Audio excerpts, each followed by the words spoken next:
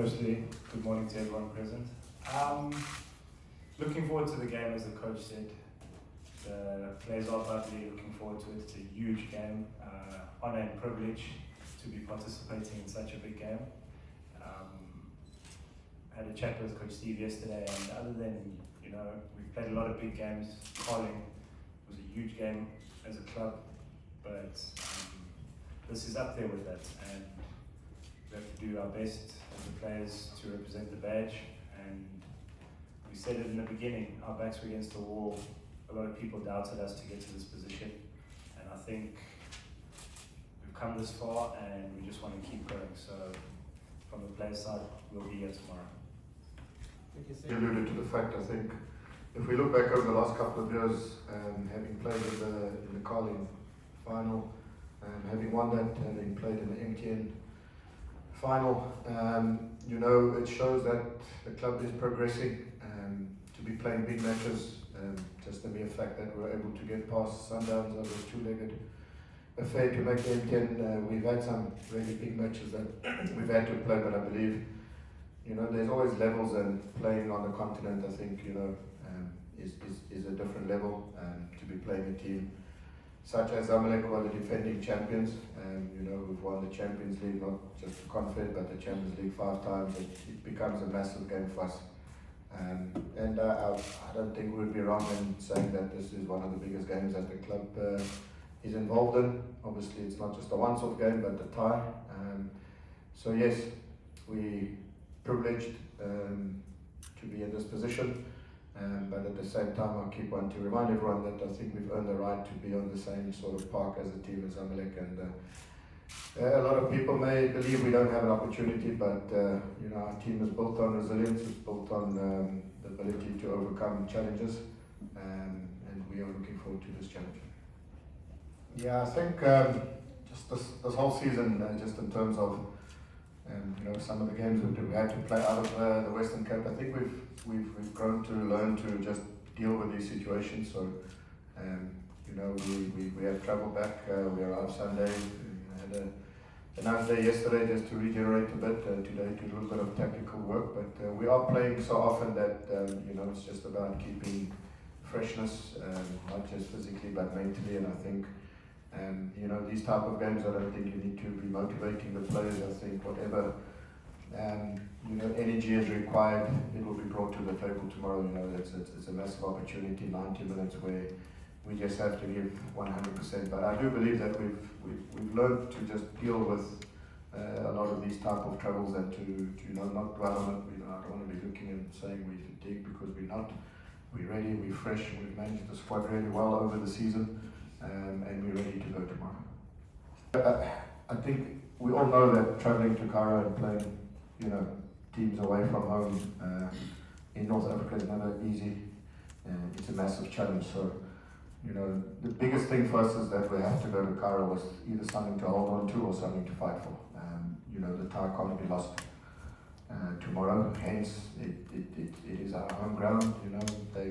We've only travelled from Polokwane back to Cape Town. They've had to travel a lot further. They also played a match on Friday evening. So I think that we have to do the best that we can to ensure that we can take something to Cairo to hold on to. Look, we're aware of, obviously, some of their key players, and Zizou, for example, he's probably one of the best players in the Egyptian league. He's a prominent figure for the national team. Plays for them, has recently scored for them.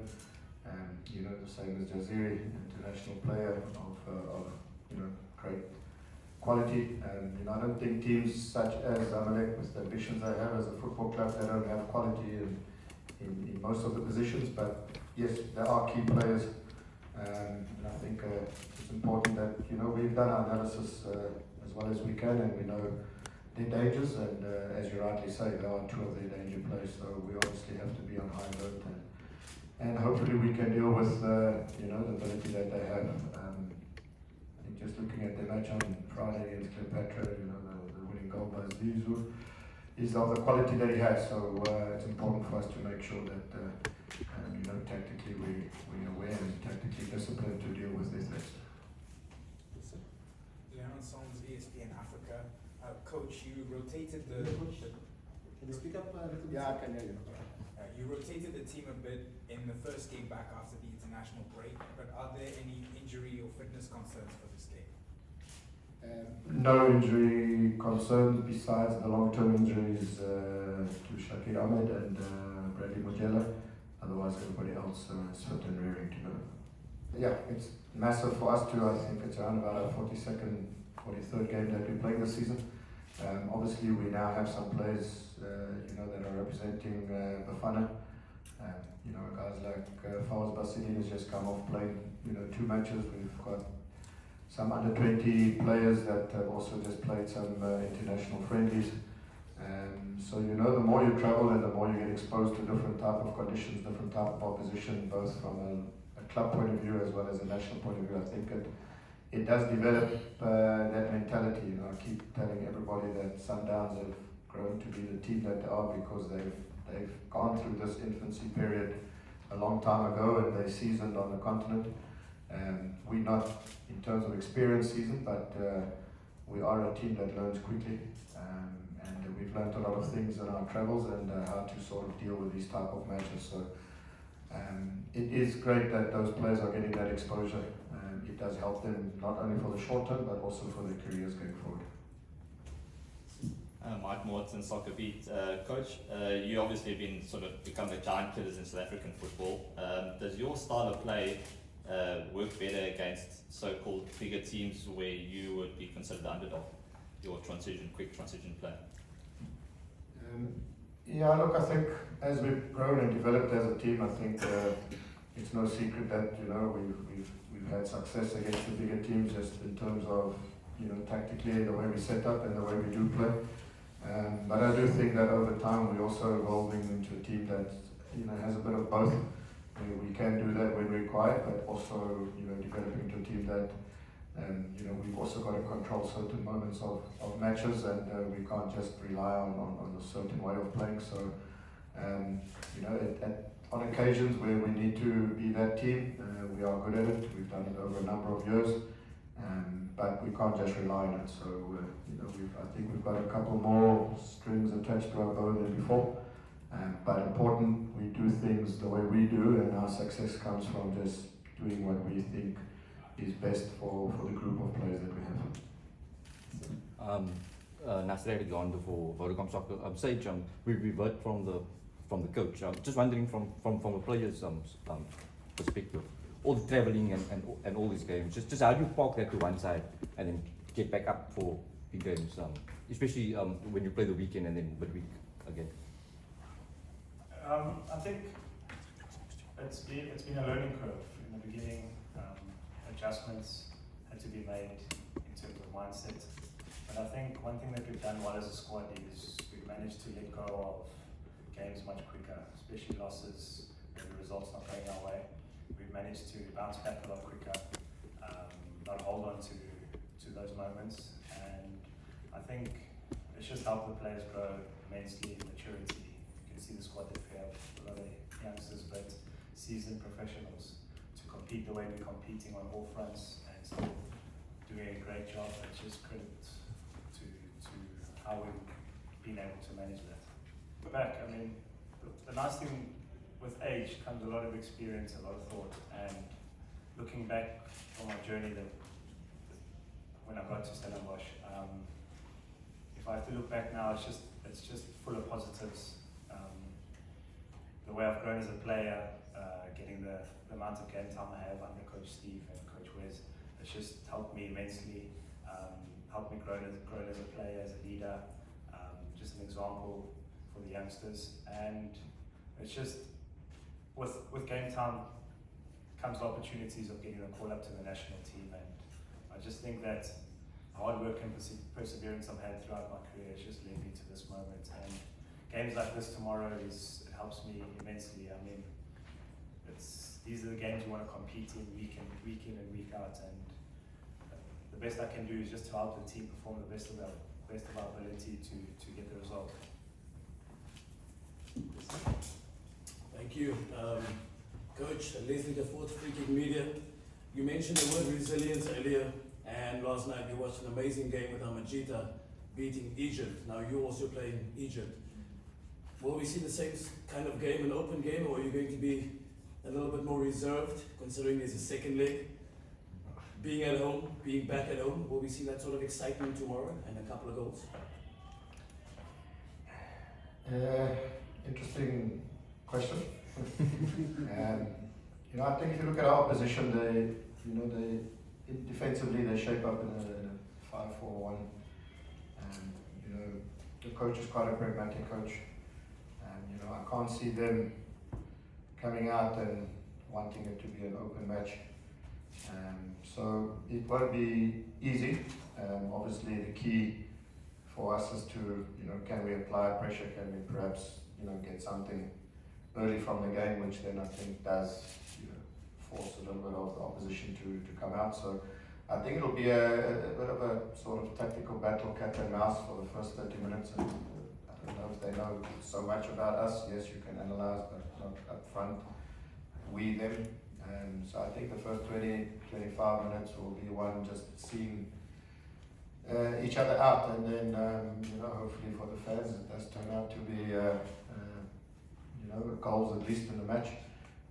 We're determined to ensure that we do get something from the game, but I think you're all aware, away goals are big in this competition, so it's also important for us to just get the right balance between looking to create and score goals, but at the same time, also just trying to be difficult to beat as well. That's just getting the balance right. But when we need to attack them, we will. There's no doubt. And when we need to defend, we'll defend. Thank you. Question for your coach, Steve. We saw Coach Peter visiting Stellenbosch. What maybe did he give the inspiration he gave to the club? Also, did you perhaps have a word with Coach Nico Gross because he faced also was a PCL in the AFCON? Yeah, it was nice to have Pizzo. He was down with the Northwest to South Toyota tournament. He's got a big passion for youth football. So he was here just to see how the rugby are doing it. So it would be nice and great to see Pizzo in that space and helping the broader South African football landscape. So he was here. That would have been not wise of us, him being in Stellenbosch, not to use the expertise and knowledge that he has. Obviously, having coached in Egypt and having played a number of times against Zamalek. I think according to him it was 8 matches and he hadn't lost against them. So it was nice to just hear from him, just the mentality, the emotional sort of engagement that the players have, and just giving us a little bit of input in when he was at Sundowns, how they sort of approach these type of games. So to have that experience, somebody who has won the Champions League and played against Zamalek on a number of occasions it was really good for us to hear as coaches, and also for the players also to get some insight from him. So yeah, it was really good. I'll take the last question. Yes, sir. Soms ESPN Africa again. Sage, we saw Andre Arendse recently speaking about how it's become very difficult for young goalkeepers to develop in this country because of how competitive it is in South Africa. In your experience, is the scene in South Africa for young goalkeepers coming up different from when you were a youngster? And how do you maybe help a young talented keeper? I know you've got many at this club coming up. Oh, tough question. tough question. From my personal experience, I think it's a lot easier for the goalkeepers to come through these days because of the competitions we have, like the Disky Challenge. In my days, it was a lot harder because we were competing with much older goalkeepers. Personally, I think the trick is that it's tough because football bosses, a lot is invested in the football club and personal investment, and sometimes you have to ask the question if you're going to invest so much money into a club and you're going to trust it to a 20-year-old goalkeeper or maybe a seasoned professional as a 30-year-old. That's the question that they answer, that's their personal investment. But to come back to your question about the goalkeepers, I I think it is a bit tough at the minute with the amount of young goalkeepers that we have playing in the league.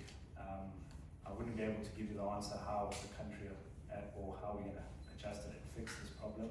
But I think that personally seeing the situation, especially at Stellenbosch, I think in the next few years we should have a lot more younger goalkeepers coming through, because at our club there is quality goalkeepers and around the country. I just think that once those goalkeepers are finally given the opportunity, I think that we won't be dealing with this current situation we have now.